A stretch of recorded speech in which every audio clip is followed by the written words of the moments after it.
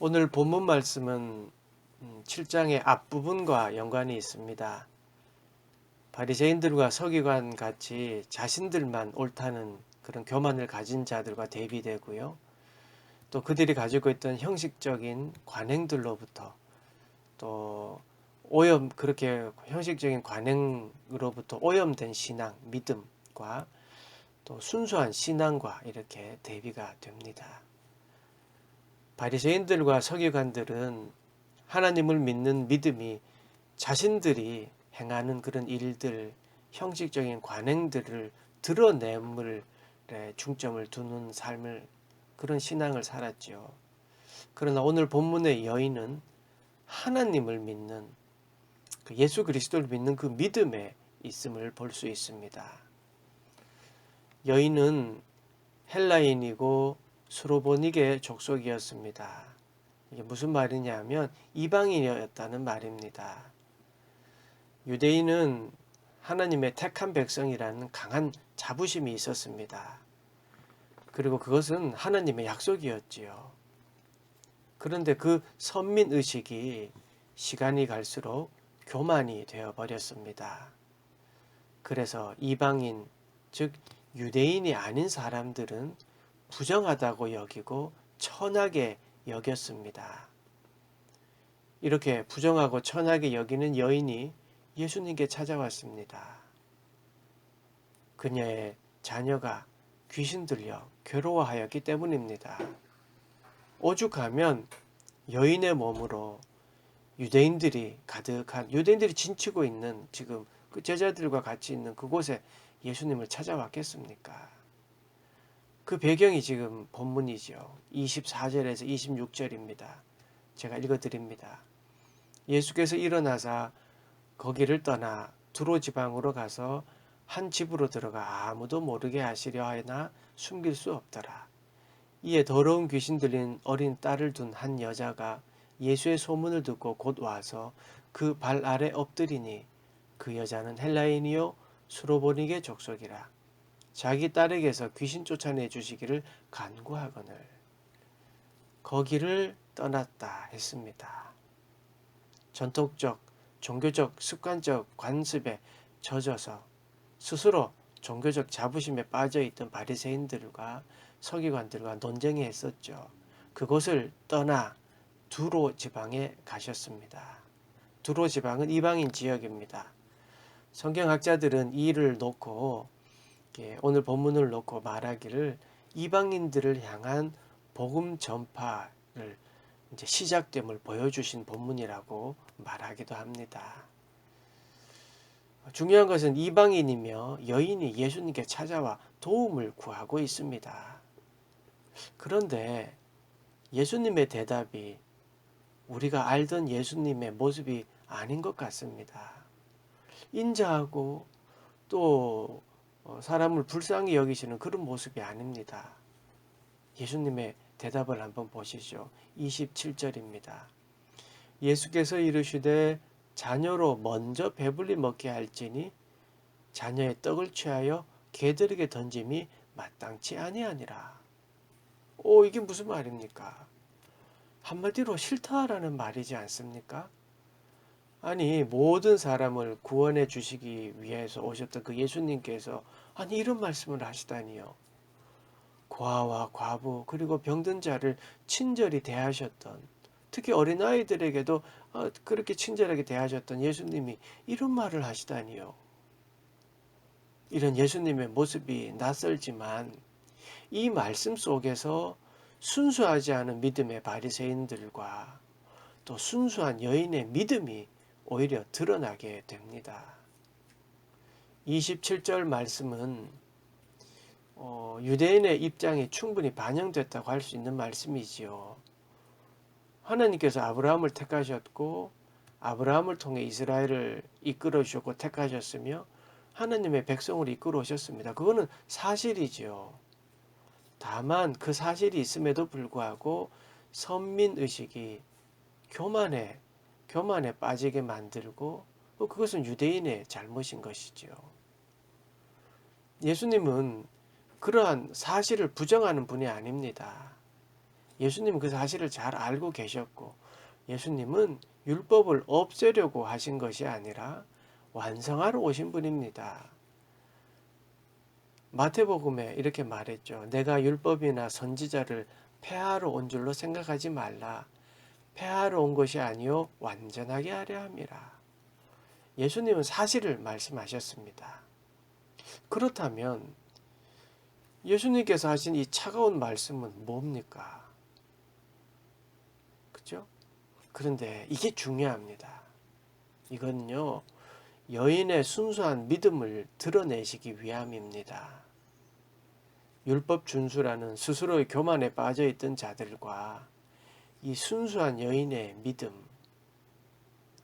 선택한 백성이라고 자랑했지만 전혀 하나님 백성답지 않은 자들을 향한 그런 말씀이지요.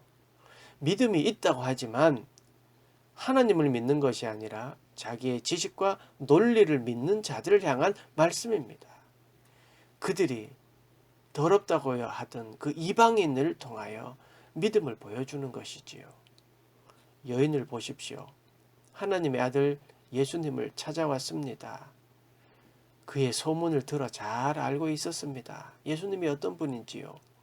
그리고 확신이 있기에 찾아왔겠지요. 그리고 그가 소원한 내 딸을 고쳐달라고 간절히 요청했습니다. 그런데 돌아오는 말은 예상과 달랐습니다. 오히려 매정하기까지 합니다. 근데 그때 그 여인의 대답을 보십시다. 7장 28절 여자가 대답하여 이르되 주여 올소이다마는 상 아래 개들도 아이들이 먹던 부스러기를 먹나이다. 저는 이 본문을 보면서 와, 어떻게 이런 대답을 할 수 있을까 했습니다. 상황은요, 지금 여인이 딸이 아픕니다. 자식의 아픔을 대하는 어미의 마음은 뭐 거의 같지 않습니까? 자식이 아픈 것보다 내가 아픈 게 더 낫다. 이게 어미의 마음 아니겠습니까? 그런 간절함과 또 그러한 또 고칠 수 있다는 희망을 가지고 왔는데 아니 가슴이 미어지는 그런 예수님의 대답을 들었습니다. 근데 이 여인은요 사실 그거 사실 맞아요. 그렇지만 하고 다시 요청합니다. 주여 올소이다. 택한 민족 맞습니다. 아브라함을 통한 하나님의 계획 알고 있습니다. 그렇지만 여인의 간절함을 통해 또 이야기합니다. 이게 바로 겸손과 은혜를 알고 기다리는 여인의 자세지요. 이게 바로 순수한 믿음에서 오는 모습입니다. 여인은 분명히 올 때는요, 주님이 고쳐주실 거야 라고 예상했을 것입니다. 그리고 희망에 부풀었고 소망을 가지고 왔습니다. 예수님께서 그렇게 하실 것이라는 소문도 들었고 또 능력을 믿었기 때문입니다. 그런데 지금 나타나는 내 앞에 드러난 현상은 전혀 예상치 못했던 일입니다. 오히려 더 못한 일들이 전에 전개되었습니다. 오히려 자기를 무시하는 것 같았죠. 그런데요, 자기가 무너질 것 같고 예상치 못했던 상황이 전개되는 그때 믿음이 드러납니다. 그때 여인의 믿음을 보십시오. 여인은 조급해하지 않습니다. 조급해하지 않습니다. 왜냐하면 예수님께서 반드시 고쳐줄 것이라는 믿음이 그 여인에게 있었기 때문입니다. 여러분 조급해지면요 상황을 정확하게 파악하지 못합니다. 그래서 섣불리 판단하고 또 그 판단과 결정으로 인해서 실수가 빚어지고 그 실수로 인해서 잘못된 경우가 많지요. 여인은 예수님을 향한 그 믿음이 명확하였기 때문에 예수님을 향한 그 믿음이 정확하고 명확했기 때문에 조급하지 않습니다. 하나님을 향한 믿음이요 굳건하면 어떤 일이 일어나도 조급하지 않습니다. 기도 응답이 늦어도 혹은 일이 생각대로 되지 않아도 뭐 실패한다 하더라도 하나님을 향한 사랑이 확증되고 있다면 괜찮다고 여겨집니다. 하나님이 나를 사랑하고 있다는 확신이 있으면 다시 일어날 수 있는 힘을 주시기 때문에 괜찮다고 여깁니다. 그것이 믿음입니다. 또 여인은요, 거절을 두려워하지 않습니다. 하나님에게 거절당했잖아요, 지금. 근데 거절을 두려워하지 않는 것이 진짜 믿음 아닙니까? 어릴 때는 아이들에게 심부름을 시키면 아주 곧잘 했습니다. 뭐 3살, 4살 때 TV 리모컨 좀 가져와라, 숟가락 좀 가져와라 하면 아주 곧잘 가져옵니다. 이제 애가 자라면서 6, 7세가 되면 이제 집 앞에 있는 슈퍼에 뭐 두부 한 모 사와라 라고 해도 아주 잘합니다. 그러다가 어느 순간 이런 말을 합니다. 아빠가 하세요. 바빠요. 싫어요. 라는 소리를 듣게 됩니다. 거절이죠. 그렇다고 제가 아이가 이제 나를 미워하구나 이렇게 생각하지 않습니다. 심부름을 하고 안 하고가 자식과의 관계가 깨어지고 안 깨어지고 관계는 아니지요. 변함은 없습니다. 근데 만약에 아이가 심부름을 거절하는 것을 두려워하고 막 무서워한다면 그게 바로 이상한 관계가 되는 것이요. 우리가 하나님께 기도했는데 응답이 없어요. 거절당했다고 생각이 들지요. 대부분의 사람들이 하나님이 나만 사랑하지 않는 게 아닐까? 내가 뭘 잘못했나? 걱정해요. 그래서 하나님이 좋아하는 일이 뭘까 생각하면서 새벽 예배, 수요 예배, 금요 철야 기도회, 주일 예배, 구역 예배, 목장 예배 빠지지 않고 드려요. 헌금도 미뤘던 거 다 드리고 11조 헌금, 감사 헌금, 절기 헌금, 성교 헌금 모두 드려요. 그러니까 우연의 일치인지 몰라도 왠지 일이 잘 풀리는 것 같아요. 그러나 시간이 지나면서 어느새 옛 생활로 돌아가 있습니다. 또 거절당해서 일이 잘 안 되는 것 같으면 또 예배드리고 헌금하고 봉사하고 오히려 더 강한 일들을 찾아 막 선교 여행도 가고 막 그래요. 하나님께 잘 보이기 위해서요. 뭔가 잘못되었다고 생각되지 않습니까? 그런 다람쥐 쳇바퀴 돌듯이 그런 똑같은 행동의 패턴들이 계속되면 피곤하지 않습니까? 신앙이 피곤하고 살얼음판을 걷는 것 같으면 그게 무슨 신앙입니까? 왜 그러냐면 믿음이 오염되어서 그렇습니다. 믿음에 하나님이 있는 것이 아니라 다른 어떤 것이 있어서 그렇습니다. 여인은 자신의 생각과 다른 상황이 펼쳐졌지만 그의 믿음은 흔들림이 없었습니다. 예수님께서 인도해 주신다는 그 믿음이 변함없었습니다. 여인은 예수님의 거절 앞에서도 흔들림 없는 믿음의 자세를 보여주었습니다. 그 여인이 감정에 호소하거나 혹은 그동안의 서러움이 복받쳐서 막 눈물 흘리고 감정에 빠져 있지 않았습니다. 오히려 정확히 자신의 믿음을 보여주었습니다.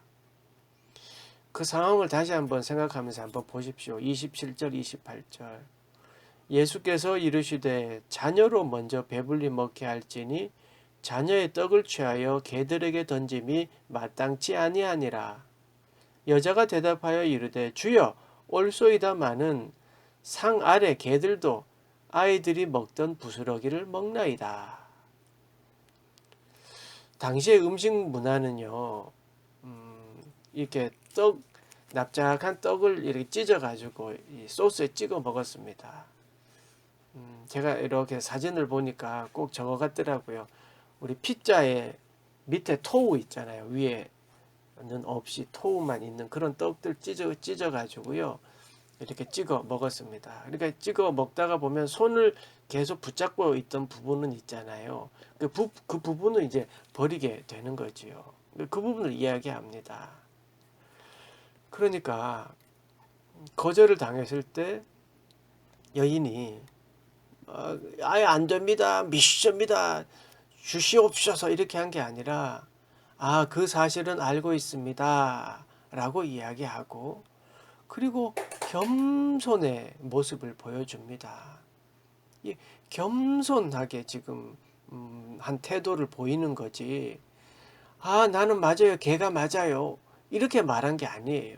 우리는 겸손과 자기 비하를 구분해야 합니다. 나는 못해요. 나는 그거 못하는 아주 비천한 자요. 이건 자기 비하지요. 자기 비하하고 겸손을 착각하면 안 됩니다. 자기 비하하면서 겸손이라 여겼으면 안 된다는 말이죠. 여인은 지금 자기 비하를 하고 있는 것이 아닙니다. 나는 개만도 못하니까 부스러기라도 주세요라고 하는 것이 아닙니다. 겸손입니다. 그 간절함 속에 은혜를 아는 그 간절함 속에 나오는 모습입니다. 예수님은 이방 여인을 통해서 이렇게 믿음의 모습, 또 하나님의 공평한 사랑도 이렇게 보여주고 계십니다. 그 믿음에 있어서 하나님은 불공평하지 않습니다.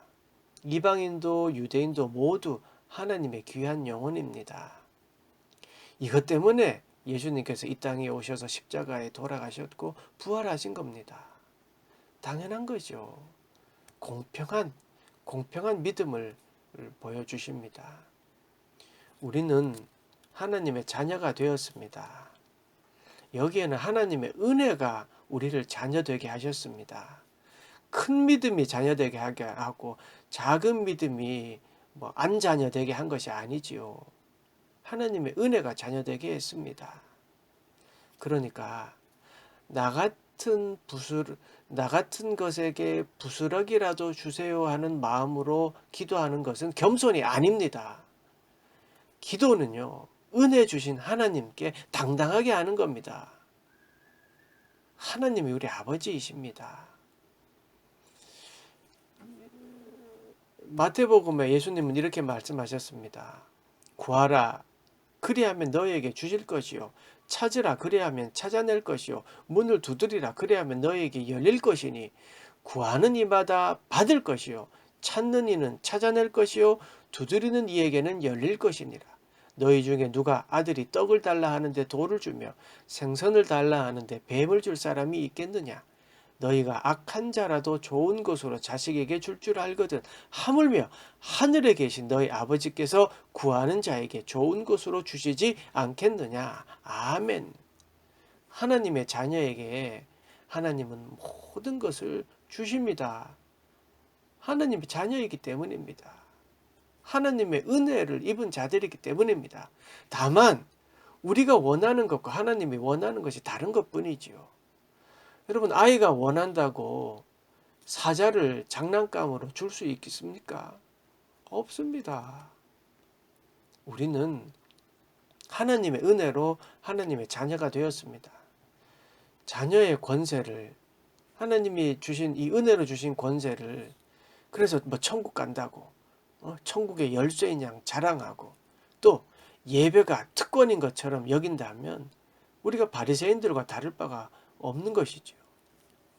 영생의 삶이 예비되어 있기에 더 너그럽게 사람을 대하고요. 물질에 대해서도 담대하고요. 예배로 하나님을 경배하기 때문에 더 사랑하고 봉사하는 것이지요. 더 이웃을 돌보는 거지요. 그게 믿음 아니겠습니까? 수로보니게 여인은요, 생각지도 않던 거절 앞에서 믿음으로 상황을 헤쳐나가고 이겨내었습니다. 29절입니다. 예수께서 이르시되 이 말을 하였으니 돌아가라. 귀신이 내 딸에게서 나갔느니라 하시매. 한번 따라해 보시겠어요? 이 말을 하였으니. 이 말을 하였으니, 예수께서 이르시되 이 말을 하였으니 라고 했습니다. 여인의 믿음의 말을 알고 계셨고 기다리고 계셨습니다. 그래서 말씀하셨습니다.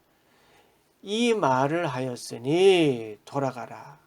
귀신이 내 딸에게서 나갔느니라. 이 말을 하였으니, 네가 순수한 믿음을 가졌음을 보여줬으니, 그 순수한 믿음이 있으니 네 딸이 병을 낳았다 라고 했습니다. 그대로 되었습니다. 30절 보십시오. 여자가 집에 들어가 본즉, 돌아가 본즉 아이가 침상에 누웠고 귀신이 나갔더라. 아멘. 믿음이, 순수한 믿음이 기적을 행하게 했고, 그 믿음이 수르보니게 여인에게 있었습니다. 사랑하는 여러분, 여인의 믿음을 봅니다. 여인은 거절의 두려움이 없었습니다. 왜냐하면 예수님을 향한 믿음이 굳건했기 때문입니다. 주님의 사랑에 확신이 있었기 때문입니다. 또 여인은 조급해하지 않았습니다. 왜냐하면 예수님이 삶의 주인임을 믿었기 때문입니다. 영원히 하나님이 함께 하신다는 것을 믿었기 때문입니다. 여인은 겸손했습니다. 여인은 자기 비하한 것이 아닙니다. 간절함으로 은혜를 알기에 그 은혜를 기다리는 겸손을 가지고 있었습니다. 그 겸손, 거절의 두려움이 없는 믿음, 조급해하지 않는 믿음, 그 믿음을 우리가 본받아야 되겠습니다. 기도하겠습니다. 하나님 아버지, 수로보니게 여인이 예수님께로부터 받은 그 말씀이 너무나도 충격적인 말씀이었지만, 오늘 말씀을 통하여 그 말씀 속에 거절에 대한 두려움이 없는 하나님에 대한 확실한 신뢰와 사랑에 대한 믿음이 있었고, 또 거절에 대한 두려움을 이겨내었고 조급해하지 않는 놀라운 은혜를 보게 됩니다. 겸손히 기다리며 은혜를 사모하는 그 믿음을 보게 됩니다. 하나님, 우리의 삶 가운데 그 여인의 믿음으로 그 믿음을 본받고 살아가는 우리 모두가 되도록 축복하시고 인도하여 주시옵소서. 어떤 상황에 있든지 믿음으로 이겨나가는 우리 모두가 되도록 축복하시고 인도하여 주시옵소서. 예수님의 이름으로 기도드리옵나이다. 아멘.